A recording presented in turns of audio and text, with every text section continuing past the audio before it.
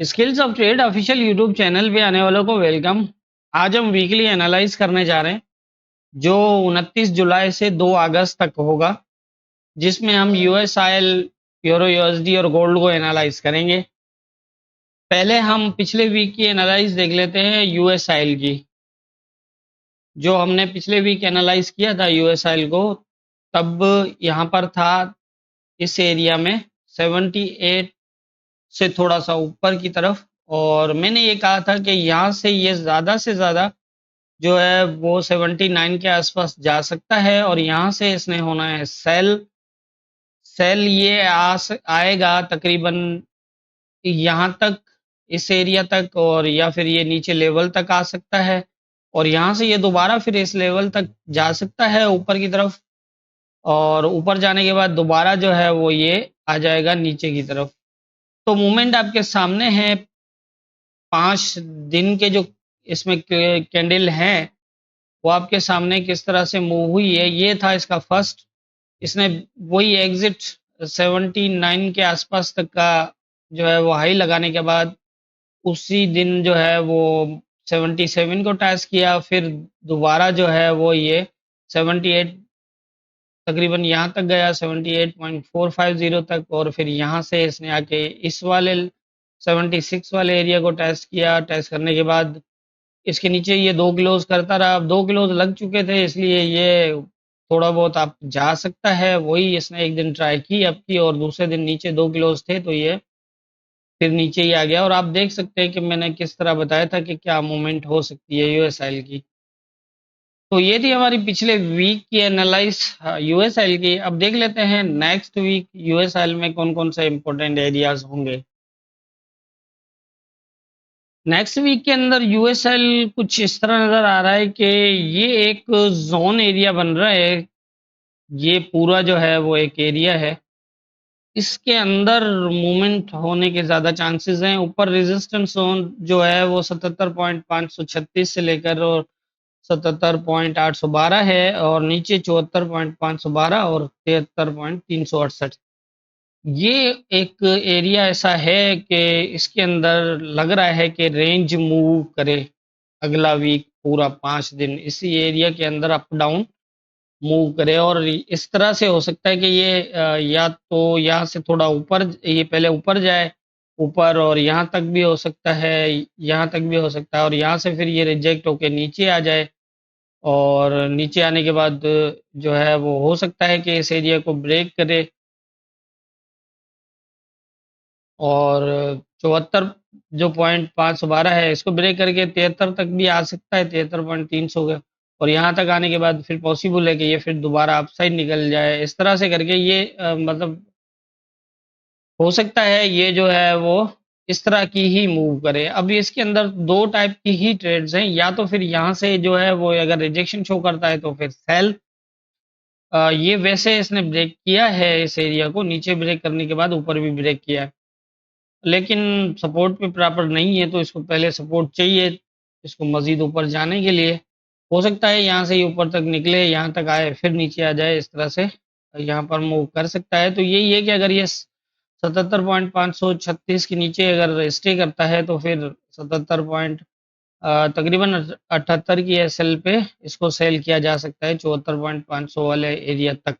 लेकिन यही है कि हमेशा ज़हन में रखें कि जो जोन होते हैं अगर आपने सेल किया है तो आप इससे कम से कम 20 30 पिप्स तक जो है वो ऊपर अपनी टीपी रखें, और इसी तरह से जो है वो आपने देखना है इसको।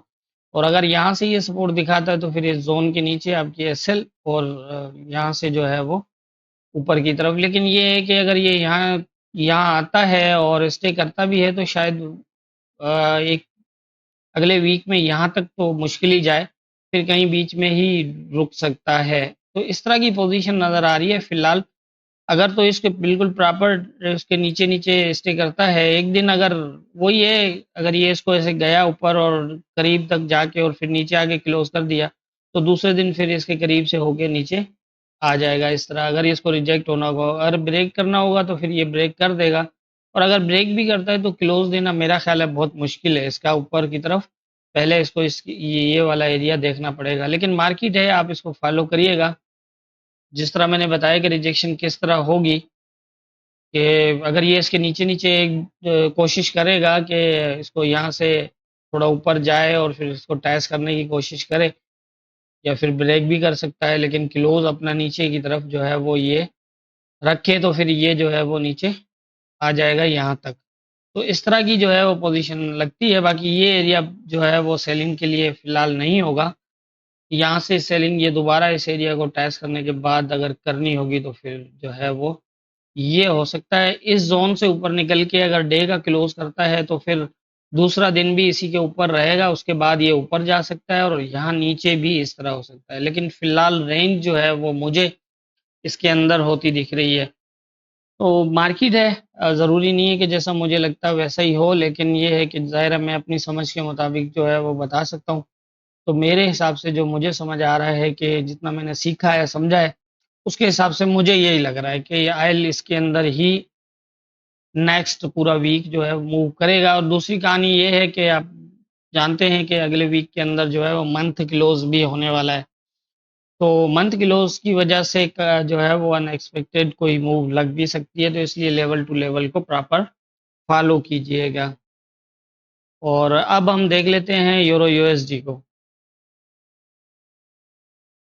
यूरो को हमने पिछले वीक जब एनालाइज किया था तो इसका क्लोज यहाँ पर था 1.088 के पास, और मैंने ये कहा था कि यहाँ से थोड़ा सा अप जाने के चांसेस हैं और अप यहाँ तक जा सकता है 1.09 के पास। यहाँ से जो है वो ये हो सकता है 1.09 के पास, और यहाँ से इसको होंगे इसको लगेगी रिजेक्शन, और रिजेक्शन जो है वो उसका फर्स्ट टारगेट ये होगा 1.0855 का। और अगर इसको ब्रेक ना किया, स्टे कर गया, तो फिर ये यहाँ से बुलिश हो सकता है।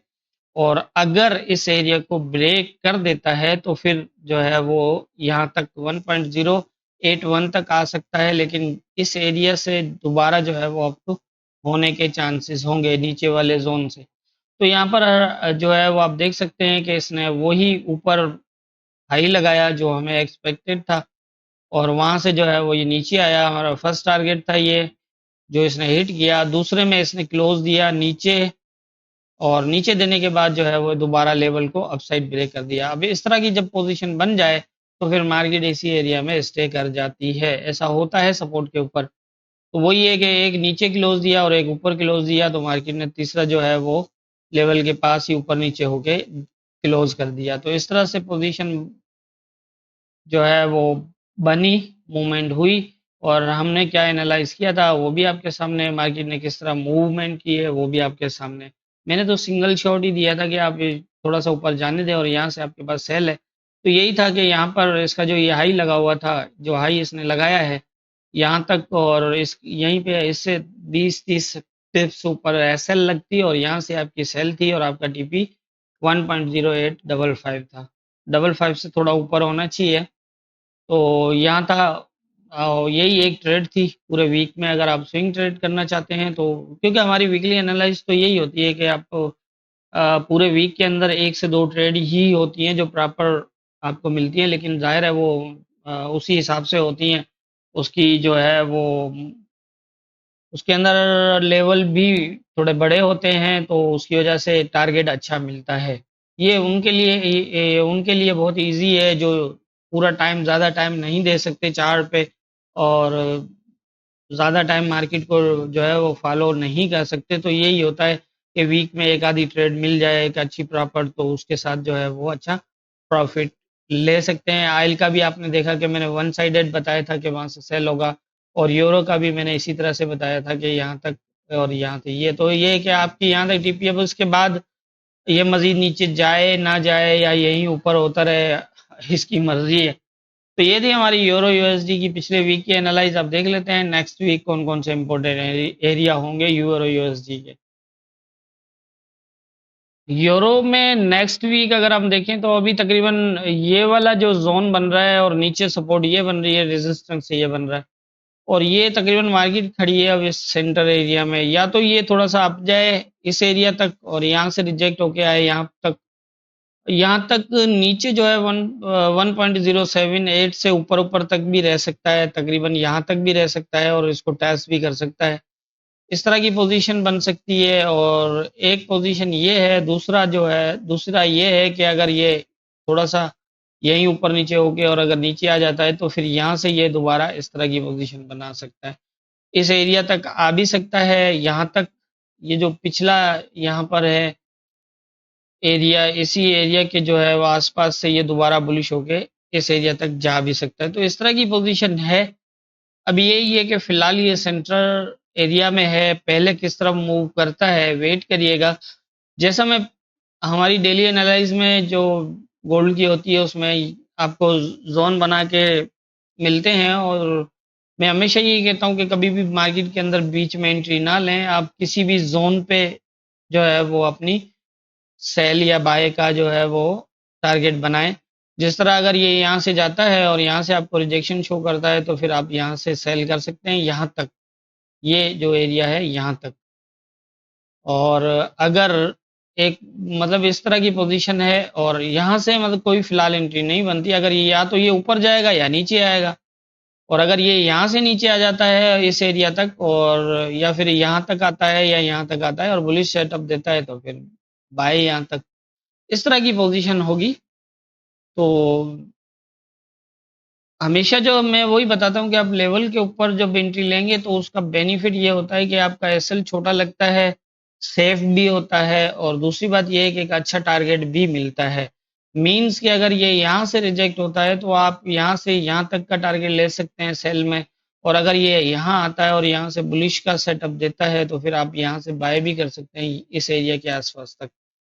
तो इस तरह से जो है वो हम वन साइडेड ट्रेड कर सकते हैं। और हमेशा मैं यही कहता हूँ कि आप जोन के ऊपर ही जो है वो मार्केट को देखें, कभी भी बीच में एंट्री ना लें, क्योंकि यही वो एक मसला है जिसमें ना तो कोई प्रॉपर एसएल मिलती है। अगर आप जो प्रॉपर लगनी है वो एसएल लगाओगे तो वो इतनी बड़ी लगती है कि अगर मार्केट हमारी सोच से अगेंस्ट चली जाए तो इतना लॉस करेगी कि हमारा रिकवर करना मुश्किल हो जाएगा। तो इसलिए हमेशा वेट करें, लेवल्स के ऊपर मार्केट को आने दें और वहां से जो है वो उसको देखें। तो मुझे जो है वो यूरो यूएसडी के अंदर नेक्स्ट वीक के अंदर इस तरह की ही पोजीशन लग रही है कि इस जोन के अंदर अप डाउन मार्केट मूव करेगी। अगर ये पहले ऊपर चला गया तो ऊपर से नीचे आ जाएगा और अगर नीचे आ गया तो फिर नीचे से ऊपर जाएगा। अब दोनों में से किस तरह मूव करता है वो मार्केट की अपनी मर्जी है, मैं ये नहीं कह सकता कि क्या कर सकता है। तो ये है हमारे यूरो यूएसडी की नेक्स्ट वीक के लेवल। अब देख लेते हैं गोल्ड को। गोल्ड को हमने जब पिछले वीक एनालाइज किया तो यहाँ पर था 2400 के आसपास और मैंने ये कहा था कि यहाँ से इसके ऊपर जाने के चांसेस हैं। 2418 फर्स्ट और सेकंड जो है 2431। अब यहाँ पर ये है कि अगर तो ये 2418 को प्रॉपर टेस्ट करता है तो यहाँ से आ जाएगा यहाँ नीचे, और अगर इसको ब्रेक करता है तो वेट करिएगा यहाँ तक 2431 तक जाएगा।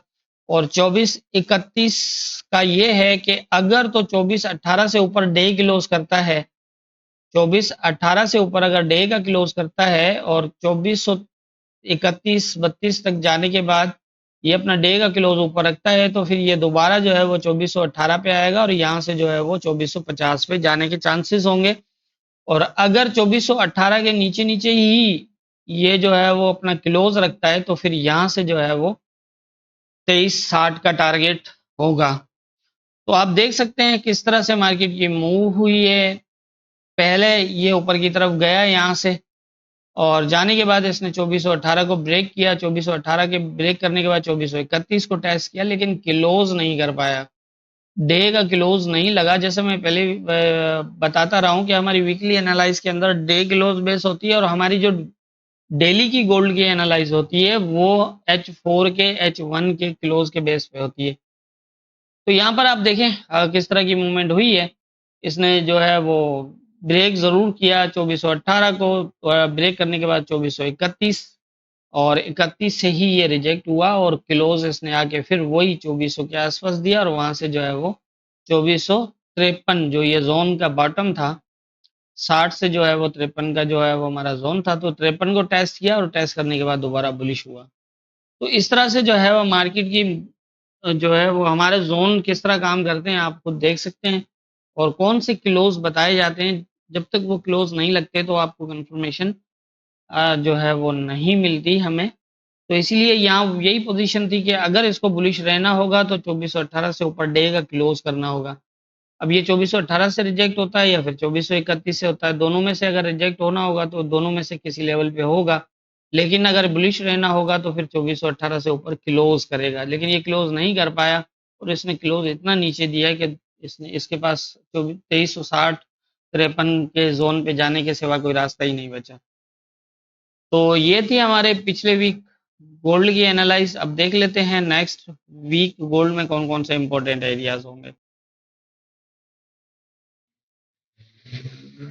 गोल्ड में नेक्स्ट वीक इस टाइम करंट पोजीशन ये है कि जो वीकली क्लोज हुआ है उसके हिसाब से अगर हम अंदाजा लगाएं तो मार्केट जो है वो एक ट्रेंड स्टार्ट करने का जो है वो सोच रही है। लेकिन मसला यही है कि ये पिछली बार अगर 18 वाला एरिया ब्रेक ना हुआ होता तो ये यहाँ से 2411 के आसपास जाने के बाद जो है वो एक बड़ी सेलिंग कर सकता था। लेकिन इस टाइम जो करंट पोजीशन है उसमें ये है कि ये मंडे को हो सकता है कि यहाँ तक आए 65 तक, या फिर 65 70 से 65 के एरिया तक ये नीचे आए और यहाँ से फिर ये दोबारा अप जा सकता है। और अप जो है वो 2411 और 2418 वाला एरिया है। अगर तो ये इसे ब्रेक ना हुआ, टेस्टेड रहा, तो फिर ये आ जाएगा यहाँ तक और इस एरिया को भी ब्रेक कर सकता है। और अगर तो ये इसको ब्रेक ना करे, दोबारा यहाँ स्टे करता है, तो ये दोबारा इस तरह पोजीशन बना सकता है ऊपर की। और अगर इसको ब्रेक कर देता है इस तरह से, तो ब्रेक करने के बाद डे का क्लोज इसके नीचे कर देता है, तो फिर ये यहीं स्टे कर जाएगा और फिर इसके पास ये वाला ऑप्शन बचेगा। यहाँ तक 2300 तक फिर आने के ज़्यादा चांसेस हो जाएंगे। इस तरह से पोजीशन बन सकती है। और ऊपर जो है अगर ये 2418 को ब्रेक करता है और यहाँ पर स्टे करता है, कम से कम 2 क्लोज अगर लगाता है, तो फिर यहाँ से जो है वो इस तरह की पोजीशन बन सकती है। अब यही है कि ये जो दो जोन है ये काफ़ी इम्पोर्टेंट रहेंगे। इन्हीं के अंदर से जो है वो मार्केट डिसाइड करेगी कि क्या करना है इसने। ये भी हो सकता है कि एक नया एक सेल ट्रेंड स्टार्ट हो जाए यहाँ से, और ये भी हो सकता है कि ये अपना बुलिश ट्रेंड जो बड़े टाइम फ्रेम का है वो अभी कंटिन्यू रखे। तो ये दोनों जोन जो है वो इम्पोर्टेंट रहेंगे नेक्स्ट वीक। इसके अंदर से अब जिस तरफ निकले, अगर ये मैंने जैसे बताया कि यहाँ तक ये 2470 से 65 तक आए और यहाँ से फिर ये दोबारा 2411 से 18 वाला जोन है, अगर इसको ब्रेक ना कर पाया तो यहाँ से फिर दोबारा नीचे आ जाएगा। और नीचे अगर ये इसको ब्रेक ना किया तो फिर मेरा ख्याल है कि इस एरिया को भी ब्रेक कर देगा। और ब्रेक करने के बाद सीधा तो शायद ना जाए, लेकिन हाँ ये ज़रूर है कि ये अगर इसके नीचे क्लोज कर देता है तो फिर इस लेवल के आसपास जो है ये मूव कर सकता है, यहाँ पर स्टे कर सकता है। उसके बाद फिर शायद नई जो है वो नीचे की मूव बने 2300 तक की। तो इस तरह की पोजीशन है। नेक्स्ट वीक के अंदर जो है वो मंथली क्लोज भी लगने वाला है, तो ये ज़रूर जहन में रखिएगा। जैसे मैंने पहले भी बताया कि जब भी बड़े क्लोज लगते हैं तो उसके अंदर जो है वो कोई अनएक्सपेक्टेड मूव लगने के ज़्यादा चांसेस होते हैं। तो इसलिए ये ज़रूर देखिएगा। बाकी अगर इन इन लेवल से ऊपर या नीचे की तरफ मार्केट मूव करती है तो उसके बाद हमारी जो डेली एनालाइज है वो भी अगर आप डेली बेसिस पे देखेंगे और देख के उसको भी जो है वो अपनी ट्रेड अच्छी कर सकते हैं। और आप मार्केट को डेली बेसिस पे जज भी कर सकते हैं, डेली बेसिस पे कि मार्केट और मज़ीद क्या कर सकती है। अब हमारी वीकली डेली की एनालाइज देखेंगे तो उसके अंदर जो है वो 100 पिप्स प्लस की तो डेली ट्रेड आराम से बड़ी होती है। मतलब वीकली जो है वो उसमें भी 5 दिन के 500 पिप्स से ज़्यादा की डेली ट्रेड मिलती है, अगर आप उसको प्रॉपर जो है फॉलो करते हैं। लेकिन अगर आप जो है वो वीक में कोई एक दो ट्रेड करना चाहते हैं तो उसके लिए फिर हमारी ये वीकली एनालाइज ही बेस्ट है। और इसमें आप बड़े टारगेट पकड़ सकते हैं आराम से, और साथ में जो है वो इसका जो है वो डे क्लोज पे डिपेंडेड है और उसका जो है H4 या H1 पे। तो मेरे ख्याल से इन तीन पेयर्स के अंदर जो मेरी समझ है उसके हिसाब से मुझे यही लग रहा है। और बाकी होना क्या है ये तो ऊपर वाला बेहतर जानता है, दुआओं में याद रखिएगा।